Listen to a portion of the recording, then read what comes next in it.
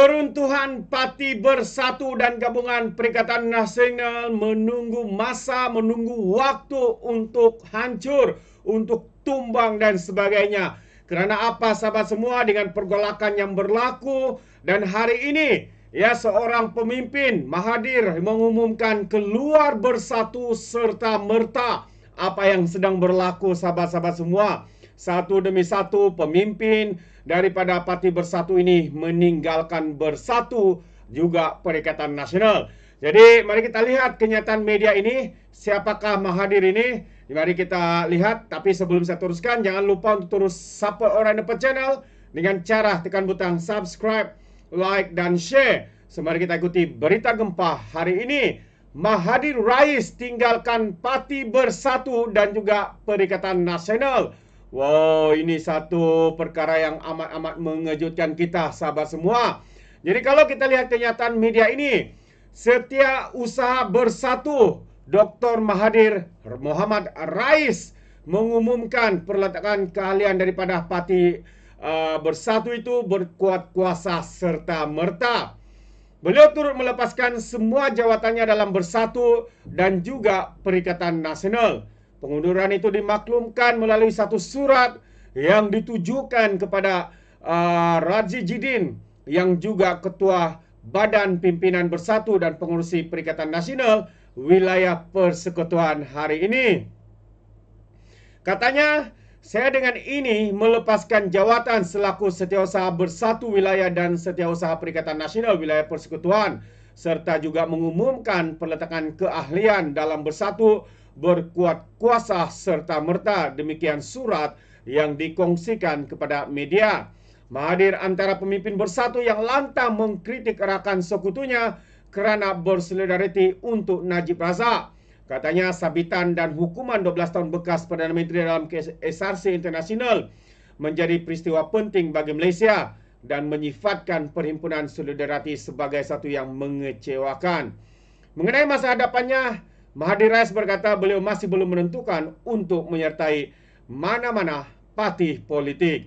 Jadi itu antara kenyataan beliau yang merasa kecewa dengan partinya sendiri yang dikatakan hilang prinsip perjuangan. Dan mereka kini katanya sanggup melakukan apa saja demi untuk kepentingan parti, kepentingan politik, kepentingan individu dan membuatkan beliau untuk keluar daripada parti itu serta-merta. Dan ditanya dengan siapa dan apa tujuannya selepas ini, beliau belum membuat sebarang keputusan untuk menyertai mana-mana parti yang ada di dalam negara kita.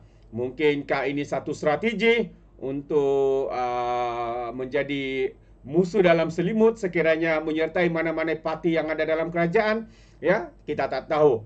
Ya, semua itu akan terjawab ya sekiranya beliau membuat keputusan dalam masa terdekat ini. Jadi sahabat semua, sebelum saya akhiri, seorang pemimpin daripada Parti Amanah ya, Aminul Huda ya membuat satu kenyataan panas, menyatakan katanya Parti PAS hari ini banyak bermain wayang dan tidak munasabah untuk mendesak Perdana Menteri kita meletakkan jawatan. Jadi itu antara kenyataan balas beliau ya apabila Parti PAS begitu bersungguh-sungguh sekali ya untuk mendesak Perdana Menteri kita meletakkan jawatan. Jadi akhirnya Amanah Johor ini menyifatkan desakan supaya Perdana Menteri Datuk Seri Anwar Ibrahim meletak jawatan adalah perkara yang tidak munasabah katanya. Pengurusinya Aminul Huda Hasan berkata, beliau mengikut rapat kes ini dan melihat tidak ada keperluan untuk Anwar meletakkan jawatan atas alasan isu adendum itu. Jika disemak semula, kata beliau, perbicaraan Najib Razak dan hukuman yang dijatuhkan dibuat sewaktu PAS menjadi kerajaan, ya, sebahagian daripada kerajaan Perikatan Nasional. Ya, persoalannya mengapa PAS membisu 1000 bahasa tanpa memberikan sebarang cadangan pengampunan diraja terhadap Najib pada ketika itu soalnya. Dan mengapa ia dihebohkan selepas PAS menjadi pembangkang hari ini? Soalnya dalam satu kenyataan.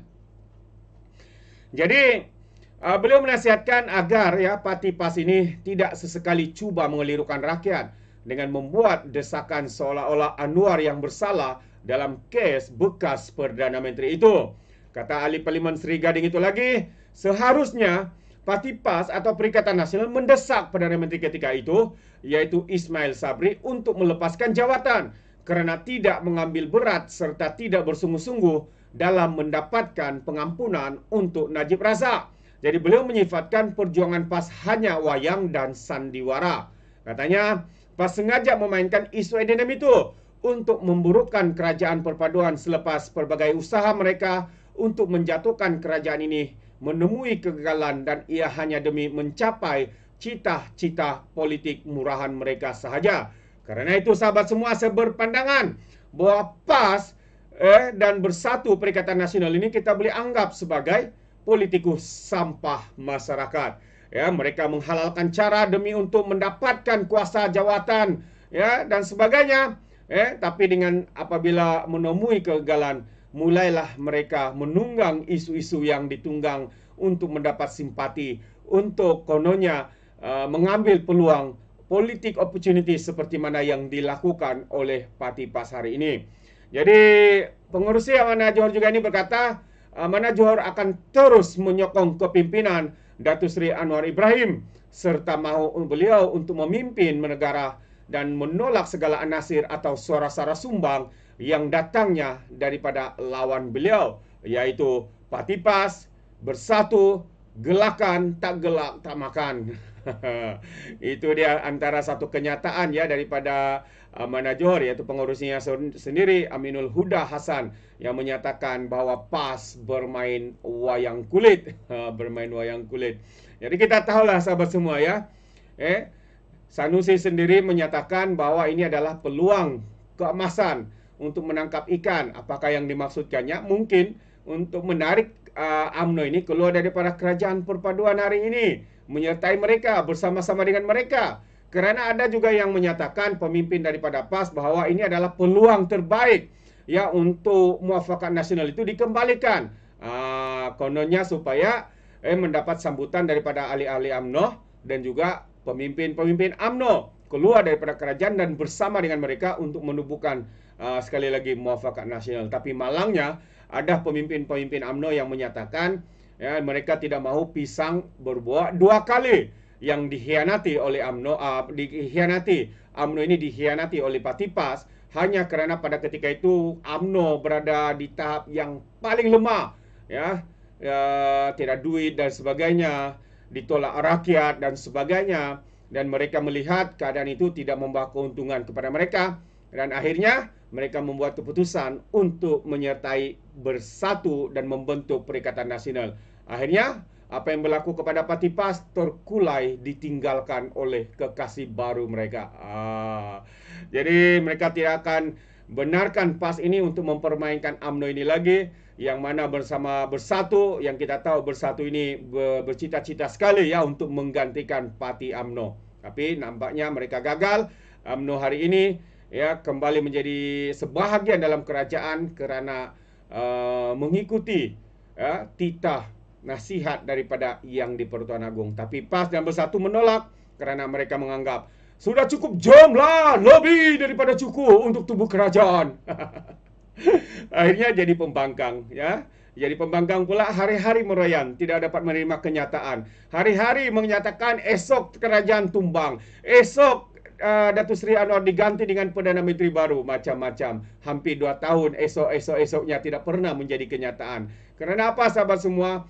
Kerana hari ini kerajaan ini mempunyai majoriti yang begitu tinggi, ya, 2/3 sokongan ahli parlimennya. Jadi bagaimana bisa mungkin PAS dan Bersatu ini boleh menumbangkan kerajaan hari ini? Kalau ya pun UMNO keluar, hanya ada 30 kursi, itu tidak akan menumbangkan ataupun menjatuhkan kerajaan hari ini. Ya, mungkin hanya kehilangan 2/3, tapi kerajaan masih kekal. Ya, jadi takkanlah UMNO ini bodoh sangat ya untuk menjadi pembangkang daripada menjadi kerajaan. Jadi fikirkan sahabat semua.